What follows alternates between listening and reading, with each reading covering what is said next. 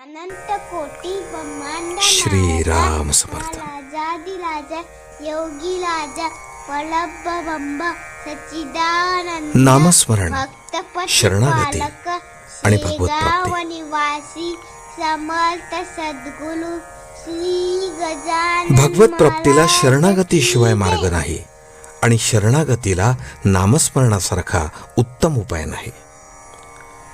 शरणागती म्हणजे मी कर्ता हा अभिमान नाहीसा होऊन सर्व कर्तृत्व परमेश्वराचे आहे ही दृढ भावना होणे. नामाशिवाय इतर साधनात कृती आहे म्हणजे मी कर्ता या अहंकाराला वाव आहे.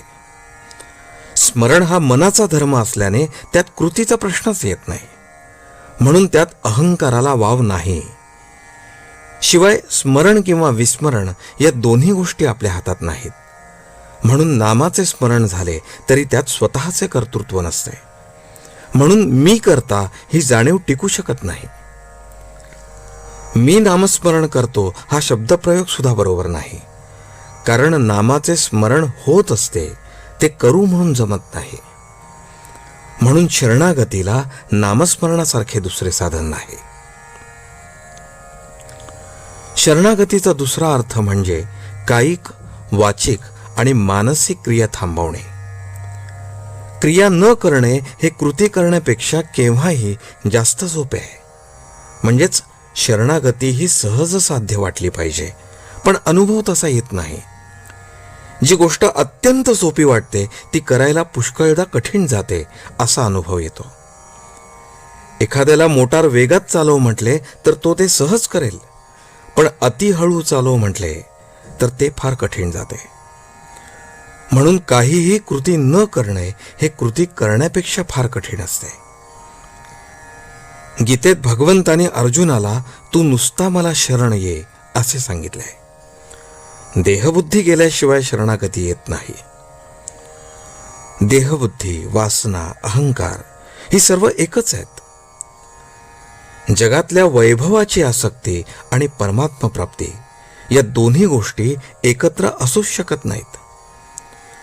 म्हणूनच उद्धवाला श्रीकृष्णाने एकांतात जाऊन हरिचिंतन करायला सांगितले आणि असे केल्यानेच माझी तुला खरी प्राप्ती होईल असे म्हणाले.